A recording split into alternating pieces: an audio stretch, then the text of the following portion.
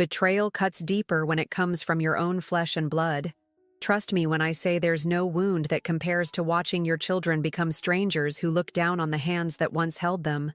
I never thought I'd be sitting here, telling strangers on the internet about how my children tried to erase me from their lives, only to come crawling back when they realized what they'd done. But here I am. If you stay until the end, you'll understand why sometimes the most loving thing a mother can do is to let her children feel the full weight of their choices.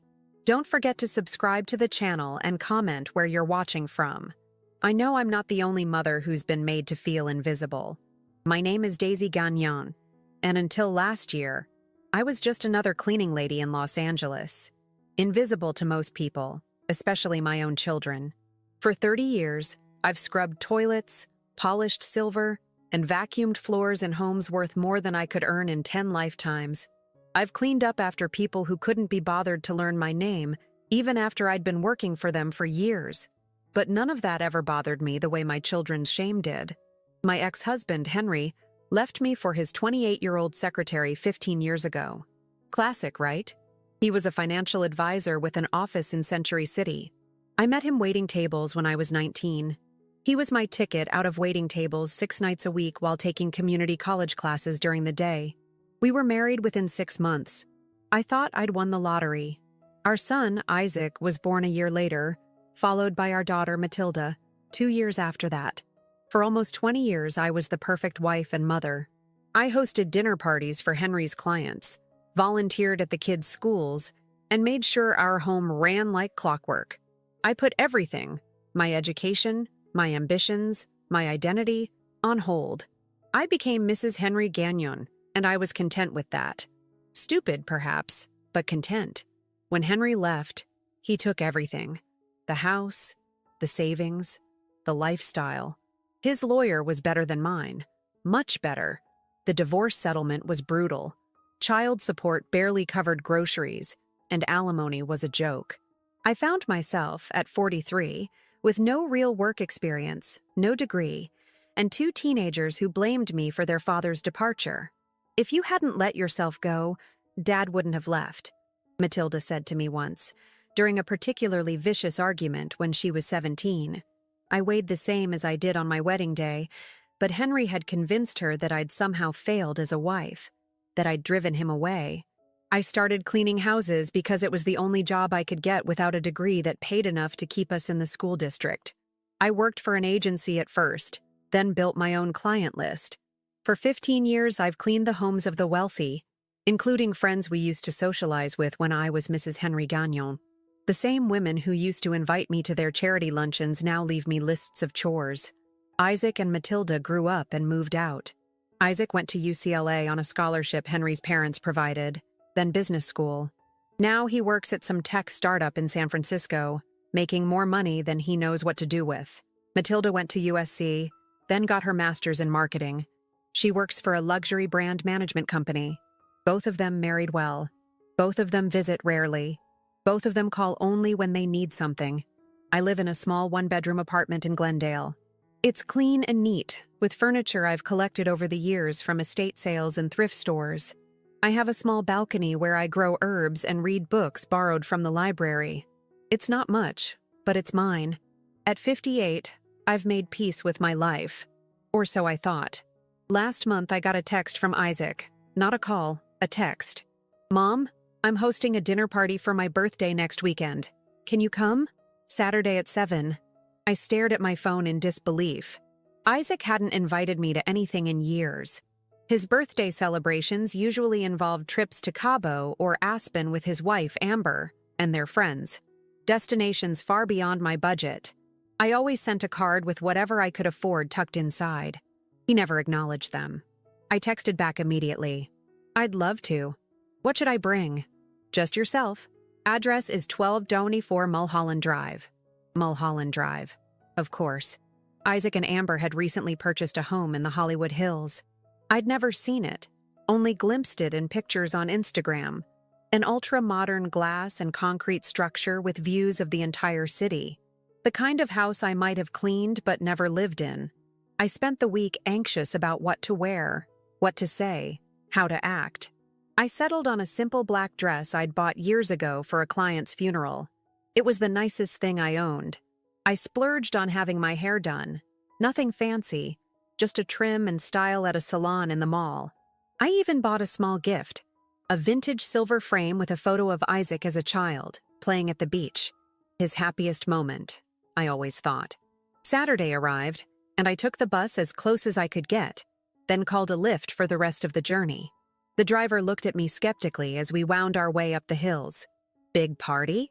he asked, clearly wondering what someone like me was doing in this neighborhood. "My son's birthday," I replied, trying to keep the pride from my voice. "He lives here."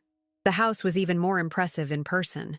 Floor-to-ceiling windows, a circular driveway filled with luxury cars, a security gate that required me to speak into an intercom.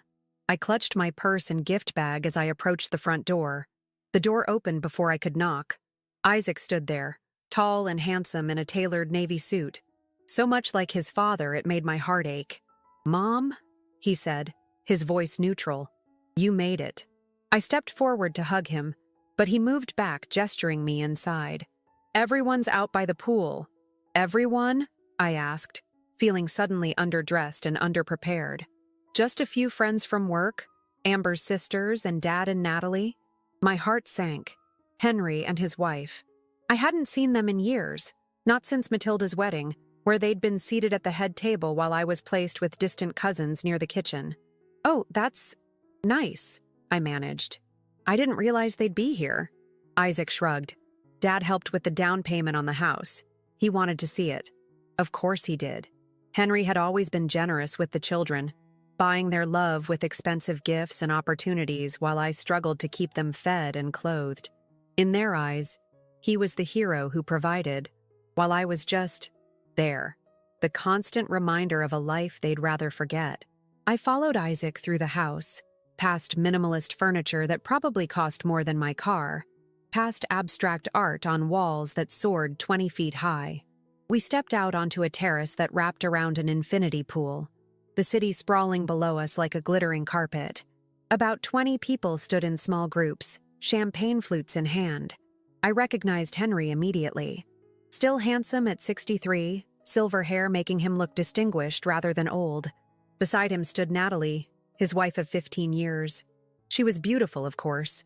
Blonde, fit, wearing a red dress that probably cost more than my monthly rent. Amber, Isaac's wife, was holding court near the pool. She spotted me and waved, her smile not quite reaching her eyes. "Daisy, what a surprise." A surprise? Had Isaac not told them I was coming? "Amber," I said, kissing her cheek. "Happy birthday, Isaac." I handed him the gift. "Thanks, Mom," he said, setting it aside without opening it. He seemed distracted, looking over my shoulder. "Let me get you a drink." He disappeared into the house, leaving me standing awkwardly alone. I scanned the crowd, hoping to see Matilda, but she wasn't there. I hadn't seen my daughter in almost 6 months. She'd canceled our last 3 lunch dates, always with a legitimate excuse. Work emergencies.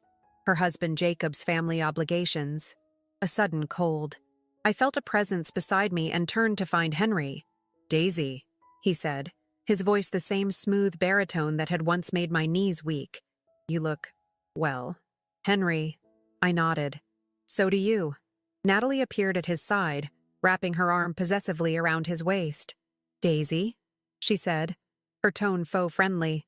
"How's work? Still with the cleaning company?" Before I could answer, Isaac returned with a glass of white wine. "Here, Mom." "Thank you," I said, taking a sip to hide my discomfort. "Is Matilda coming?" Isaac's expression tightened almost imperceptibly.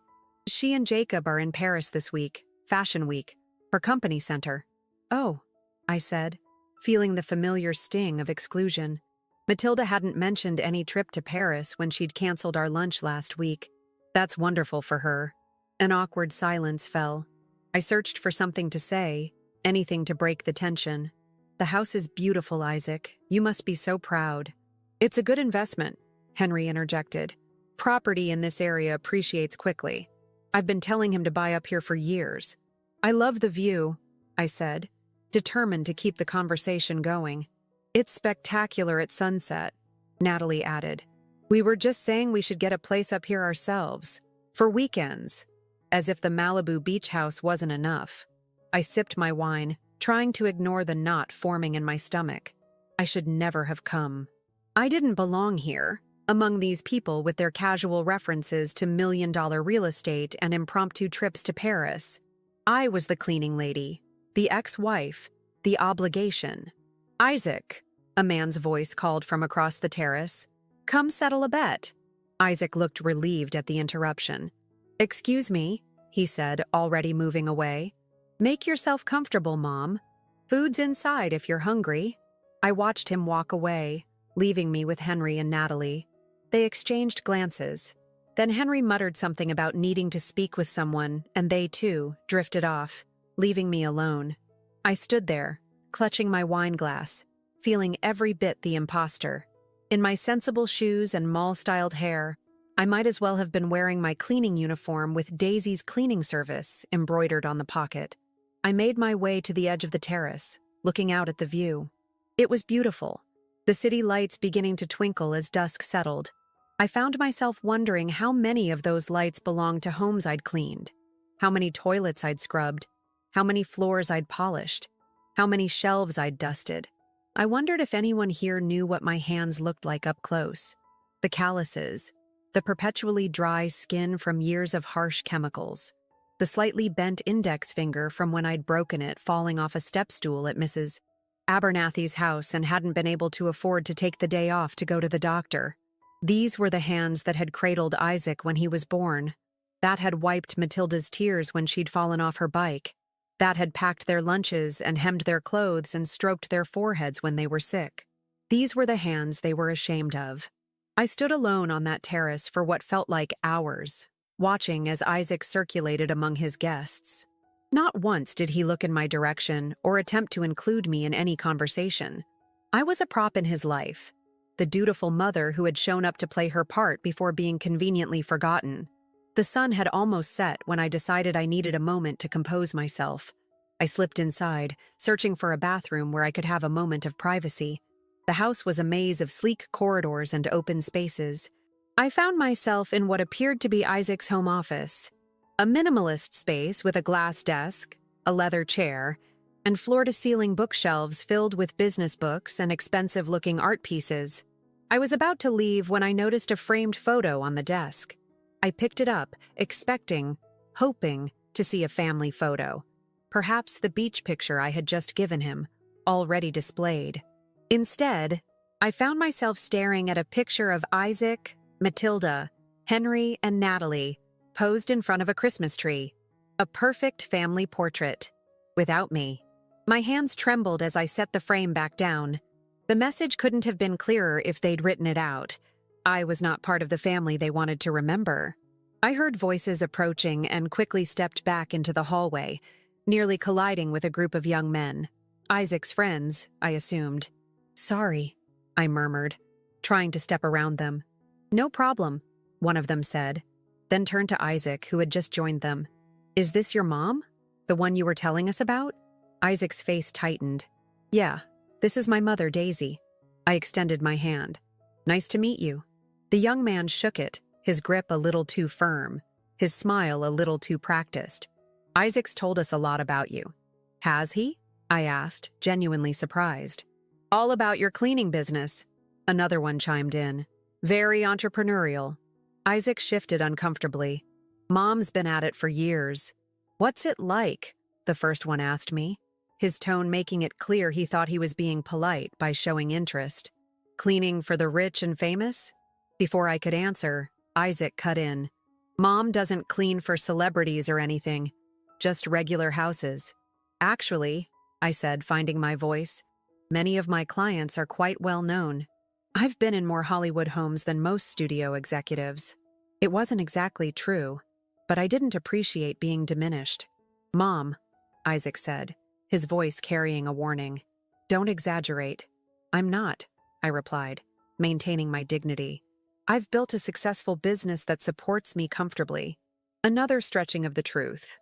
I got by, but comfortable was generous. Isaac's friend looked between us, sensing tension. "Well, that's cool." My mom's an accountant. Boring as hell. He laughed, trying to lighten the mood. There's nothing boring about honest work, I said firmly.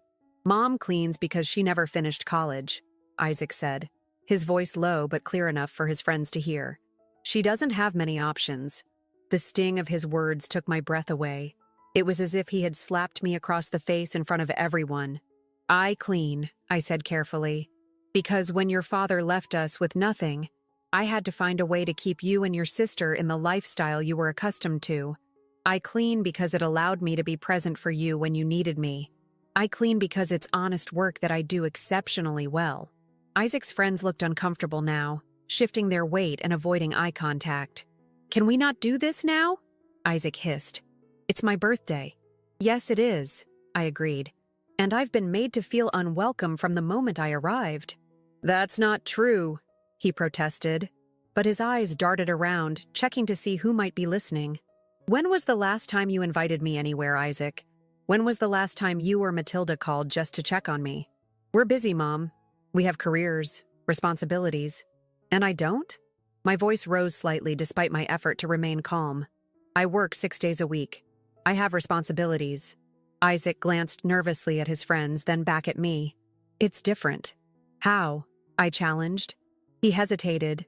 Then the words tumbled out, loud enough for his friends to hear. You're just ordinary, Mom. You clean other people's houses. Dad's new wife just bought a vacation home in Malibu. There it was. The truth I'd always known, but had never heard spoken aloud. I was ordinary. I was an embarrassment. I was less than. I looked at my son, this stranger in expensive clothes who had my chin and his father's eyes, and felt something break inside me. Not my heart. Something harder, more fundamental. The last thread of illusion that had kept me tethered to the belief that I still mattered to my children. I smiled, said nothing, and quietly gathered my purse from where I'd set it down. I walked past Isaac and his friends, past Henry and Natalie deep in conversation with another couple, past Amber holding court by the pool. No one tried to stop me. No one even noticed I was leaving. I called a lift from the sidewalk outside Isaac's security gate. As I waited, I looked back at the glass house perched on the hillside like a crown jewel. All those windows, all that light, all that emptiness. The lift arrived, and I climbed in, giving the driver my address in Glendale. My phone buzzed with a text as we pulled away. Mom, where did you go? Isaac. I didn't respond. Another buzz. Are you coming back? People are asking about you. A lie. I turned my phone off. At home, I kicked off my sensible shoes and poured myself a glass of wine. I sat on my small balcony among my herbs, looking out at the distant lights of Los Angeles. My city, too, just viewed from a different angle. I thought about Isaac's words. Ordinary. As if it were a sin to be common, to work with your hands, to live a life without glamour. As if the only value a person had was in their possessions, their address, their job title. And then I thought about what Isaac didn't know, what neither of my children knew, the secret I'd kept for 15 years, ever since Henry had left me with nothing but my dignity. I turned my phone back on. 25 missed calls from Isaac, 10 from unknown numbers. His friends, perhaps? A few texts from Matilda, who must have heard something had happened. I ignored them all and made a different call, to a number I'd memorized but never used. Mr. Worthington?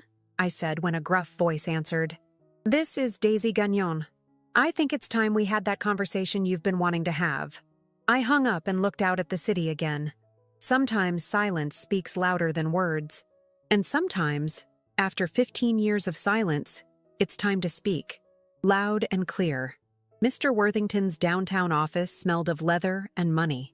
I sat across from him in a chair that probably cost more than everything in my apartment combined. Through the floor-to-ceiling windows behind him, Los Angeles sprawled like a glittering tapestry. I'd cleaned penthouses with views like this, but I'd never sat across from someone like Lawrence Worthington as an equal. Mrs. Gagnon, he said, folding his hands on his immaculate desk. I must say I was surprised to get your call.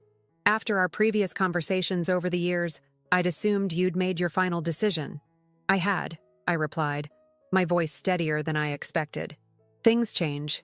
Lawrence Worthington was Henry's former business partner. They'd built Gagnon Worthington Financial together during the early years of my marriage. When Henry left me 15 years ago, Worthington had reached out, quietly, discreetly. He'd had a proposition, one that I'd rejected immediately and continued to reject each time he'd approached me over the years. Until now. May I ask what changed? Worthington was in his late 60s, silver-haired and sharp-eyed. I'd met him dozens of times at company functions when I was still Mrs. Henry Gagnon. Back then, he'd barely acknowledged me. Now, he watched me with undisguised curiosity. "My children," I said simply. He nodded as if he understood completely. Perhaps he did. "I've kept everything in order," he said, opening a drawer and removing a thick folder. "The documentation is all here. As I explained in our previous discussions, Henry never knew about the offshore accounts. The money he funneled through them is still there, growing. And with the statute of limitations expired on the tax fraud, the only person who can touch that money now is you." I took the folder but didn't open it. I knew what was inside. Proof that my ex-husband had embezzled millions from his clients and hidden it offshore. Proof that had been in Worthington's possession all these years. Proof that Henry had sacrificed me to protect. "Remind me why you're doing this," I said, genuinely curious. "Why did you want me to have this information?" Worthington's smile was tight. "Henry sacrificed me too, Daisy. When the SEC started investigating, he made sure all roads led to me. I lost my license, my reputation. I had to settle out of court for everything I had. Meanwhile, Henry walked away clean, with a slap on the wrist and a small fine. He threw me under the bus, just like he threw you away. But you recovered," I observed, gesturing to the opulent office. "I had other resources," he acknowledged, "and I rebuilt. But I never forgot what he did. And when I discovered these accounts 3 years after our fall, I knew exactly what had happened. And you came to me. You were his wife when he set them up. Half of that money is legally yours, and turning him in would destroy everything he's built since then." I nodded, finally opening the folder. The documents inside were overwhelming.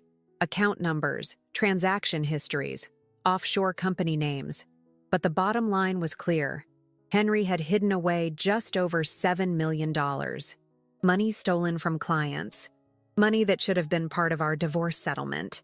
Money he'd kept secret while I scrubbed toilets to pay rent. "And you're sure about the statute of limitations?" I asked. "On the tax fraud? Yes. The SEC can't touch him now. But the divorce fraud, hiding assets during your settlement, that's a different matter. Especially in California. And then there's the court of public opinion." Worthington's smile turned predatory. His current clients wouldn't be happy to learn about his history. I closed the folder. "Thank you for keeping this for me all these years. Does this mean you're finally going to use it?" I stood up, clutching the folder to my chest. "I'm going to do what I should have done 15 years ago." My apartment felt different when I returned. Smaller, shabbier, more temporary. I'd lived there for 15 years. But suddenly it felt like a waiting room I'd been sitting in while my real life was on hold. I spread the documents across my small dining table, organizing them chronologically. The earliest dated back to the year before Henry left me. The most recent was from just 2 years ago. He was still using the accounts, still hiding money. My phone rang. Matilda. I let it go to voicemail. It rang again almost immediately. Isaac this time. I turned it off. My children had made their choices. Now I was making mine. I spent the night formulating my plan. By morning, I knew exactly what I needed to do. I called in sick to my cleaning jobs for the week, something I'd never done before, and got to work. First, I visited a lawyer. Not the overworked public defender type I'd used during my divorce, but a shark in an expensive suit whose office occupied the top floor of a Century City high-rise. I paid his consultation fee in cash and laid out the documents Worthington had given me. "Mrs. Gagnon," he said after an hour of reviewing the materials, "you have a very strong case for divorce fraud. We can file motions to reopen the settlement immediately. With these offshore accounts now discovered, you could be entitled to half of those assets plus penalties." "And if I wanted to pursue other avenues as well?" I asked carefully. His eyebrow raised slightly. "Such as?" I want everything that's legally mine, but I also want Henry to face consequences. The lawyer leaned back in his chair. There are several approaches we could take. Legal remedies are one path, public disclosure is another. Both have their advantages and disadvantages. I want both, I said firmly. I want what's mine, and I want Henry exposed for what he is. He studied me for a long moment, then nodded. We can begin proceedings immediately. I would suggest, however, that you prepare yourself. This will not be a quick or easy process. Mr. Gagnon will fight back. It could get ugly. I've been cleaning other people's messes for 15 years, I replied. I'm not afraid of ugly. My next stop was a small cafe in Venice Beach. The woman who waited for me there looked out of place among the bohemian crowd with her crisp pantsuit and perfectly styled hair. Jessica Kwan was an investigative reporter for the Los Angeles Times, specializing in white-collar crime. Worthington had provided her name, saying she'd been looking into Henry years ago before the story was mysteriously killed. Mrs. Gagnon, she said, shaking my hand firmly. I've been hoping to meet you for a long time. I slid a copy of the documentation across the table to her. I believe you were working on a story about my ex-husband some years ago. Jessica didn't touch the folder, but her eyes locked onto it. I was, until my editor told me to drop it. Apparently, Mr. Gagnon had powerful friends. He still does, I acknowledged. But perhaps not for long. She finally pulled the folder closer, opening it carefully as if it might contain explosives. In a way, it did. Why now? She asked, her eyes scanning the documents. These accounts have existed for years. Worthington told me you've known about them for almost as long. Let's just say I recently realized that family loyalty isn't always reciprocated. Jessica nodded, continuing to flip through the papers. This is explosive stuff, Mrs. Gagnon. If I can verify it independently, and I will need to do that, this could be a major story. How long would that take? To do it right? A few weeks at least? I need to trace these accounts, confirm the transactions, get comments from all parties involved, including Henry. Eventually, yes, but not until we're ready to publish. I nodded, satisfied. Then I'll leave you to it. As I stood to leave, Jessica caught my arm. Mrs. Gagnon, you should know. If this story breaks, it won't just affect your ex-husband.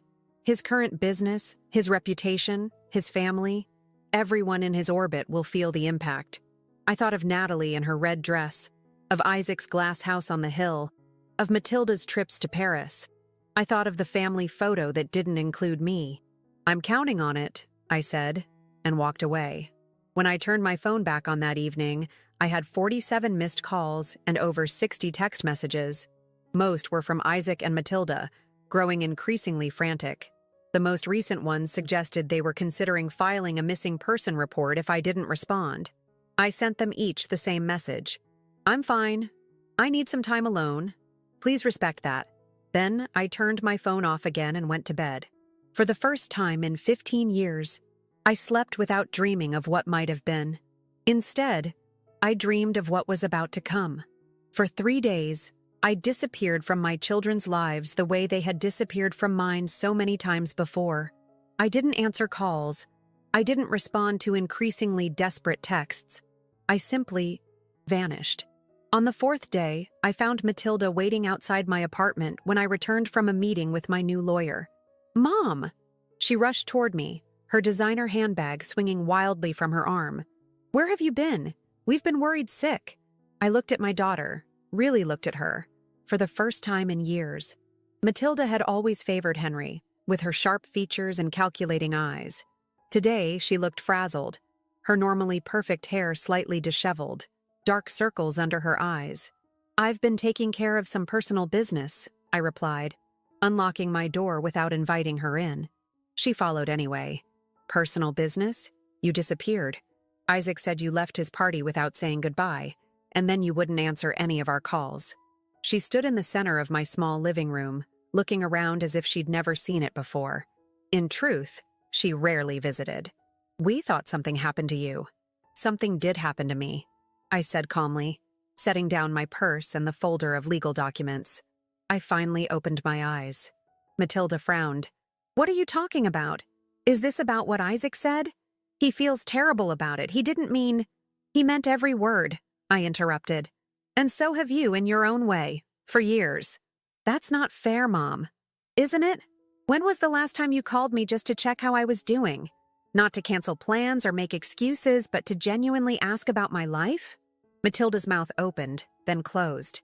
She couldn't remember, and neither could I. Look, we've all been busy. I know I haven't been the most attentive daughter, but that doesn't mean I don't love you. Love without respect isn't love, Matilda. It's obligation. She sank onto my sofa, suddenly looking very young. What's happening? Why are you acting like this? Like what? Like a person with self-respect? Like someone who's tired of being the family embarrassment?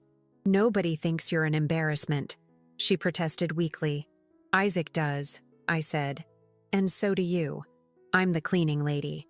The cautionary tale. The reason you work so hard at your marriage. So you don't end up like me. Tears filled Matilda's eyes. That's not true. You told your friend Stephanie that very thing at your wedding. I overheard you in the bathroom. I'm never going to end up desperate and alone like my mom, you said.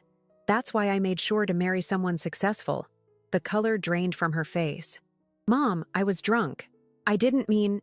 Again, you meant every word. I moved to my kitchen and poured myself a glass of water, not offering her one.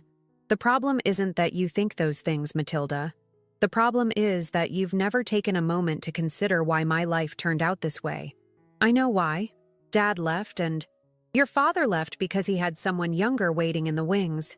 Yes, but that's not why I ended up cleaning houses. I took a deliberate sip of water. I ended up cleaning houses because your father stole our future and gave it to Natalie. What are you talking about? I gestured to the folder on my coffee table. Your father committed fraud during our divorce. He hid assets, millions in offshore accounts. Money that should have been part of our settlement. Money that would have changed the course of my life completely. Matilda stared at the folder, but didn't reach for it. That's not possible. Dad wouldn't... He did. And I've known about it for nearly 15 years. Her head snapped up. You've known? And you did nothing? I did nothing to protect you and Isaac, I said flatly. I was afraid of what would happen to your relationship with your father if the truth came out. I was afraid of how it might hurt your futures if your father went to prison for fraud. Prison? She whispered. Yes, prison.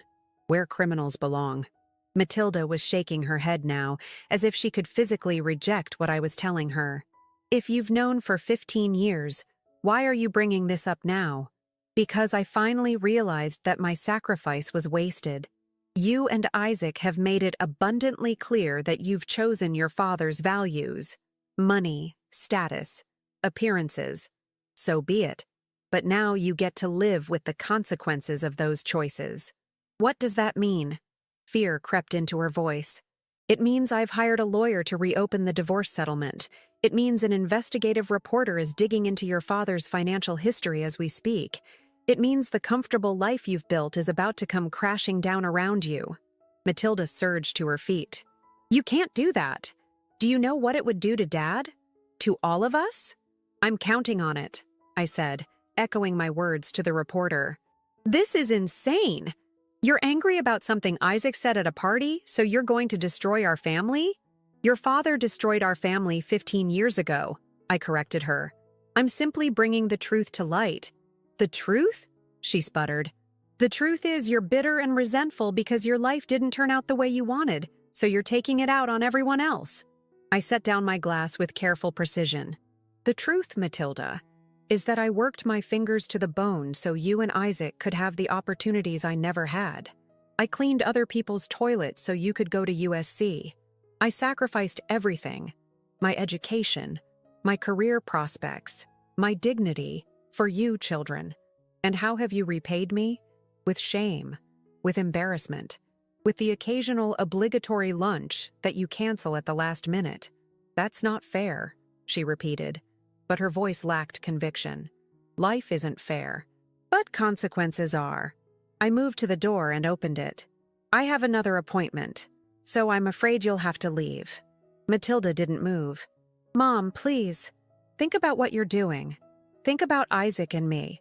I have thought about you. For 30 years, Every decision I've made has been with you and Isaac in mind.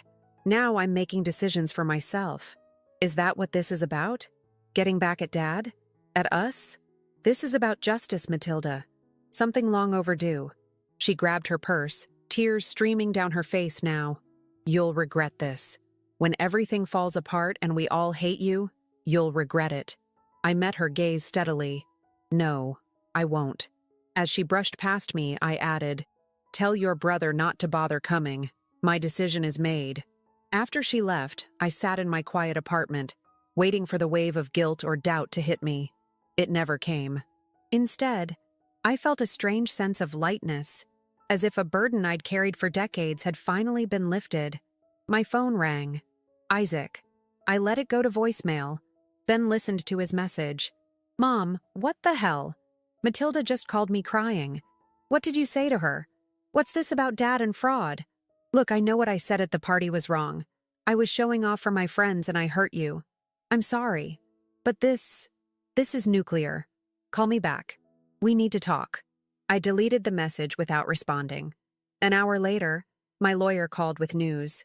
The motion to reopen the divorce settlement had been filed. Henry would be served papers tomorrow. The wheels were in motion. After 15 years of silence, of putting my children first, of sacrificing my own justice for their peace of mind, I was finally speaking up, and my voice would be heard.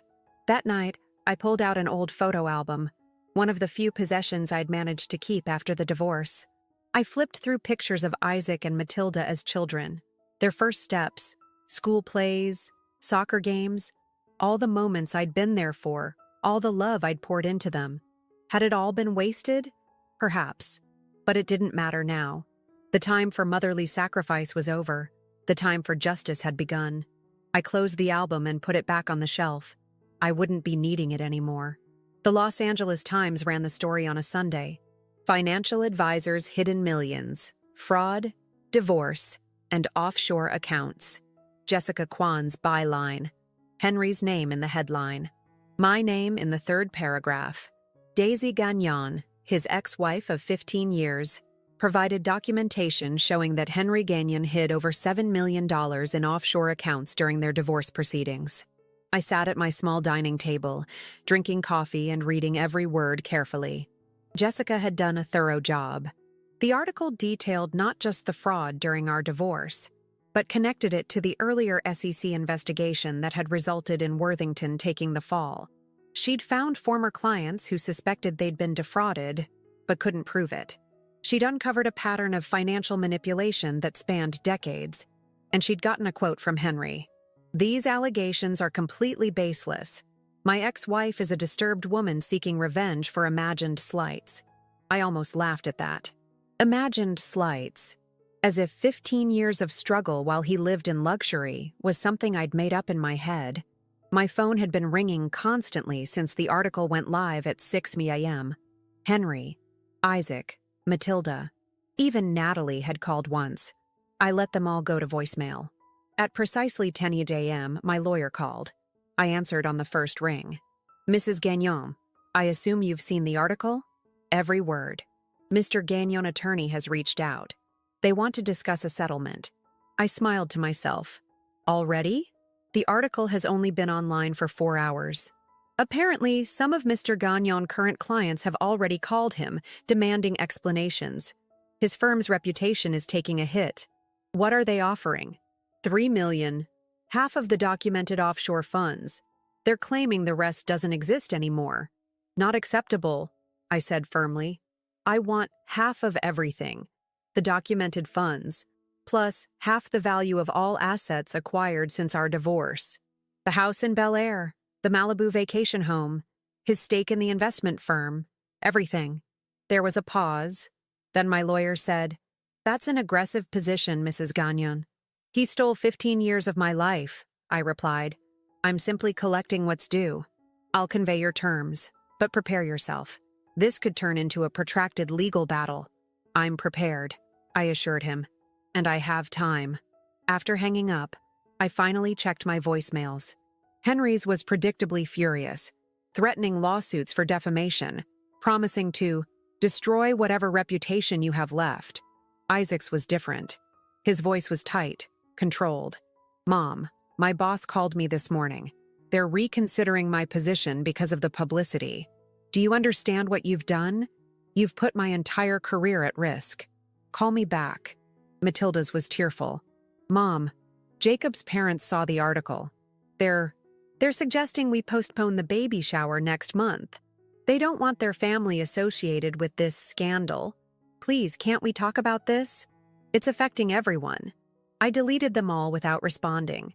Instead, I got dressed in a simple black dress. Not my cleaning uniform, but a dress I'd purchased with my first legal retainer check. The first of many new things in my new life. At noon, the doorbell rang. I wasn't expecting anyone, but I had a feeling I knew who it might be. Henry stood in the hallway, looking both furious and somehow diminished. His expensive suit couldn't hide the fact that he'd aged overnight. The confident set of his shoulders was gone. "Daisy," he said, his voice tight. "We need to talk." "Do we?" I made no move to invite him in. "What the hell do you think you're doing? That article is full of lies and half-truths. You've damaged my reputation, my business." "Your reputation?" I interrupted. "Your business? What about my life, Henry? The one you stole when you hid those millions during our divorce?" His eyes narrowed. "You can't prove any of that. The documentation speaks for itself, and I believe the SEC might be interested in reopening their investigation now that new evidence has come to light." The color drained from his face. "You wouldn't." "I already have," I said calmly. "My lawyer filed a complaint this morning." Henry pushed past me into the apartment. I let him, curious to see what he would do. He stood in the center of my living room, looking around with contempt. "This is what this is about, isn't it? You're jealous.